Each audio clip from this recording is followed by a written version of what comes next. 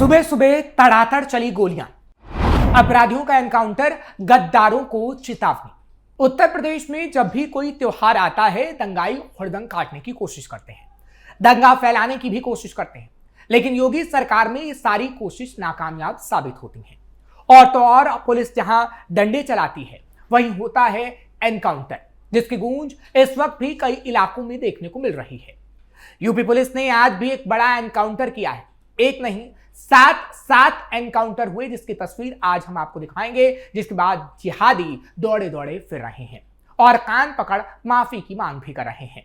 नमस्कार, capital TV के special story में आपका बहुत बहुत स्वागत है। मैं हूं आपके साथ हर्ष भारद्वाज। उत्तर प्रदेश में बढ़ते अपराध पर लगाम लगाने के लिए यूपी पुलिस एक अभियान चला रही है, जिसका नाम दिया गया है ऑपरेशन लंगड़ा। और इसी ऑपरेशन लंगड़ा के तहत लगातार एनकाउंटर भी हो रहे हैं। आजमगढ़ से लेकर जौनपुर और जौनपुर से लेकर हापुड़ तक एनकाउंटर हुआ है। सबसे पहले बात हापुड़ की करेंगे, क्योंकि उत्तर प्रदेश के हापुड़ जनपद में थाना पिलखुवा पुलिस और स्वाट टीम को बड़ी सफलता हाथ लगी है। इसके बाद अलग अलग इलाकों में कहां एनकाउंटर हुआ, वो तस्वीर भी आपको दिखाएंगे।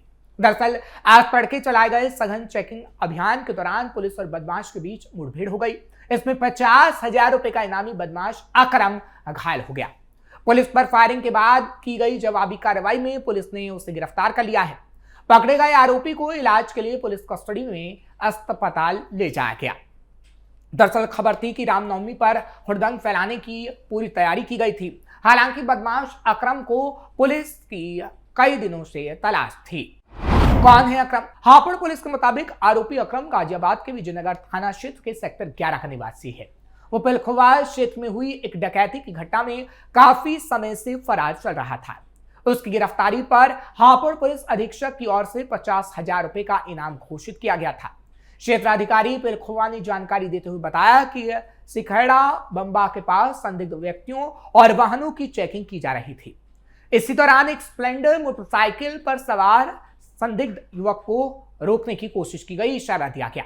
बदमाश ने पुलिस को देखकर भागने की कोशिश की और पुलिस टीम पर जान से मारने की नीयत से फायरिंग कर डाली। आत्मरक्षा में पुलिस की ओर से की गई जवाबी फायरिंग में एक गोली बदमाश के पैर में लगी, जिससे वो घायल हो गया। इसके बाद पुलिस टीम ने उसे मौके से ही धर दबोचा। गिरफ्तार आरोपी के पास से 75,000 रुपए की नकदी, एक अवैध तमंचा, 2 जिंदा कारतूस, एक खोखा कारतूस और मोटरसाइकिल बरामद की गई है। पुलिस रिकॉर्ड के मुताबिक अकरम पिलखुवा के अपराध संख्या 5526 धारा 309 4 और 317 बीएनएस में मुख्य आरोपी है। फिलहाल पुलिस उसके अन्य आपराधिक इतिहास की जांच में भी जुट गई है। अन्य कानूनी प्रक्रियाओं को पूरा कराया जा रहा है। फिलहाल ये कहा जा सकता है कि ऑपरेशन लंगड़ा के तहत पुलिस अपराधियों को पकड़ने के लिए उनकी टांगों में गोली मार रही है, उन्हें लंगड़ा बना रही है। पुलिस का मकसद अपराधियों को गिरफ्तार करना है। इस तरीके से आजमगढ़ में मुबारकपुर थाना क्षेत्र के बमहौर गांव के पास भी चेकिंग के दौरान पुलिस टीम पर पशु तस्करों ने ताबड़तोड़ फायरिंग कर डाली। पुलिस ने जवाबी कार्रवाई की, जिसमें 2 शातिर पशु तस्करों के पैर में गोली मारी गई। दोनों को घायल अवस्था में अस्पताल में भर्ती कराया गया। बदमाश के कब्जे से चोरी की बाइक, 2 अवैध तमंचे और कारतूस बरामद किए गए हैं। इस घटना के बाद पुलिस पूरे नेटवर्क की जांच में जुट गई है। इतना ही नहीं, जौनपुर के जलालपुर क्षेत्र में भी पुलिस और हत्या के आरोपियों के बीच मुठभेड़ हुई। आशीष चौहान हत्याकांड में वांछित आरोपी धनंजय और शिवशंकर को पुलिस ने घेर लिया, जिसके बाद दोनों ने भागने की कोशिश की। पुलिस की जवाबी कार्रवाई में दोनों के पैर में गोली लग गई। घायल बदमाशों को गिरफ्तार कर अस्पताल में भर्ती करा गया है। जांच में सामने आया है कि पुरानी रंजिश के चलते चाकू मारकर आशीष की हत्या की गई थी। आरोपियों के पास से आला कत्ल चाकू, 2 तमंचे, कारतूस और बाइक की बरामदगी कर ली गई है। अब आपको कई और जिलों में हुए एनकाउंटर्स के बारे में भी बताते हैं, क्योंकि कुल 7 से लेकर 10 एनकाउंटर पुलिस ने कर डाले हैं। उन्नाव में पुलिस और बदमाशों के बीच मुठभेड़। उन्नाव जिले में भी पुलिस और बदमाशों के बीच मुठभेड़ हुई।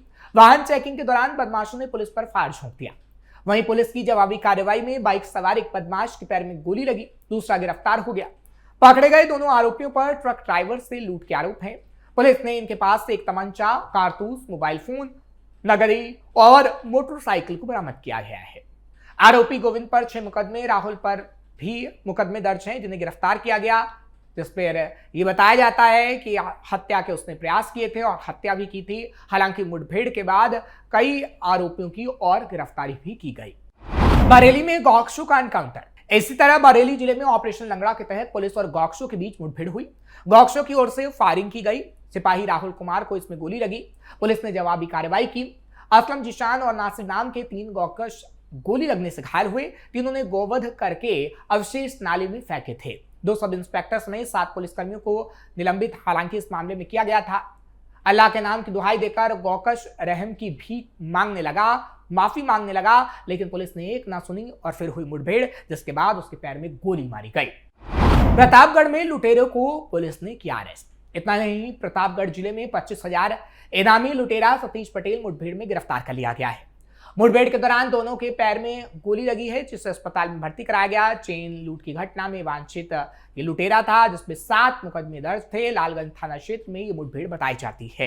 बाराबंकी जिले में भी एनकाउंटर हुआ है। पुलिस और बदमाश के बीच मुठभेड़ हुई है। इस मुठभेड़ में 10,000 रुपए का इनामिया उस्मान घायल हो गया। उस्मान पर जिले के विभिन्न थानों में कुल 10 मुकदमे दर्ज हैं। उस्मान के पास से अवैध तमंचा 315 और जिंदा कारतूस बरामद किया गया है। मथौली थाना क्षेत्र के अंतर्गत धरौली मोड़ के पास चेकिंग के दौरान मुठभेड़ हुई है।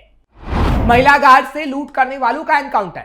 इसके अलावा राजधानी लखनऊ में भी महिला गार्ड से मोबाइल लूटने वाला बदमाश देर रात मुठभेड़ में गिरफ्तार हो गया है। मुठभेड़ के दौरान बदमाश अर्जुन रावत के पैर में गोली लगी। चेकिंग के दौरान घिरने पर अर्जुन ने पुलिस टीम पर गोली चला डाली। जवाबी कार्रवाई में अर्जुन रावत घायल हो गया। अर्जुन के पास से महिला गार्ड से लूटी गई चेन, वारदात में इस्तेमाल बाइक, तमंचा, कारतूस और नकदी बरामद किए गए हैं।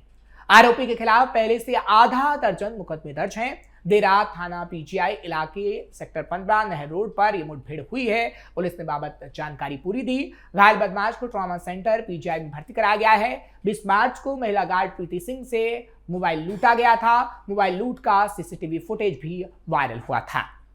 गोंडा में पुलिस और गौ तस्करों के बीच मुठभेड़। गोंडा जिले में भी पुलिस और एसओजी टीम को बड़ी सफलता हाथ लगी है। पुलिस मुठभेड़ में पुलिस के हत्थे गौ तस्कर लगे हैं। मुठभेड़ में गौ तस्कर समीर के पैर में गोली मारी गई है। समीर के 4 अन्य साथी भी गिरफ्तार किए गए हैं। 4 पहिया वाहन भी तस्करों के पास से बरामद किया गया। 2 मवेशी, तमंचा, कारतूस और 17,000 नकदी की बरामद की गई है। शहर कोतवाली क्षेत्र के केशवपुर पहड़वा के पास ये मुठभेड़ हुई है। विपक्ष उठा रहा एनकाउंटर पर सवाल। फिलहाल जहां एक तरफ तेजी से योगी पुलिस एनकाउंटर कर रही है, तो विपक्ष को एनकाउंटर रास नहीं आ रहे। उत्तर प्रदेश के गोरखपुर में बीजेपी नेता और पूर्व पार्षद राजकुमार चौहान की हत्या को लेकर सियासत बढ़ गई है और एनकाउंटर को लेकर भी।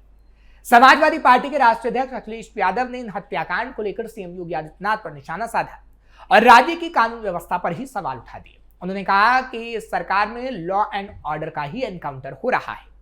अखिलेश यादव ने कहा लॉ एंड ऑर्डर का एनकाउंटर हुआ।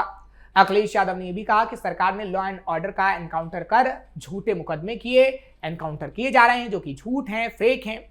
दरअसल ये बातें उन्होंने इसलिए कही हैं क्योंकि 17 मार्च को चिलुआ थाना क्षेत्र के परगदवा में बीजेपी नेता और प्रॉपर्टी डीलर राजकुमार चौहान की निर्मम हत्या कर दी गई थी। आरोपियों ने उन्हें दौड़ा दौड़ा कर गोली मारी और चाकुओं से गोदा। इस घटना के बाद पूरे इलाके में अभी भी तनाव है। वहीं बीजेपी के राज्यसभा सांसद राधा मोहन दास अग्रवाल ने भी इस घटना को दुर्भाग्यपूर्ण बताया। हालांकि पुलिस जांच की बात कह रही है और आरोपियों का एनकाउंटर हो सकता है।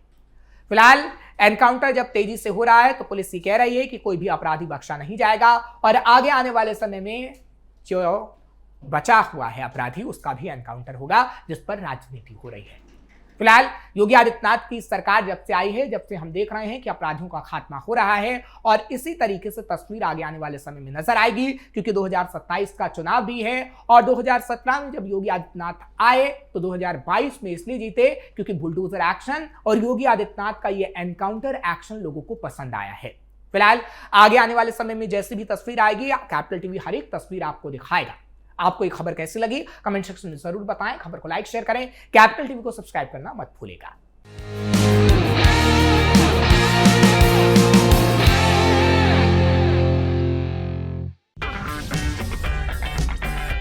अगर आपको हमारा वीडियो पसंद आया हो तो इसे लाइक करें, हमारे चैनल को सब्सक्राइब करें और हाँ, बेल आइकन दबाना ना भूलें ताकि आप तक हमारे वीडियो की नोटिफिकेशन पहुंचती रहे। आप अपना सुझाव हमें कमेंट बॉक्स में दे सकते हैं। हमारे साथ जुड़ने के लिए शुक्रिया।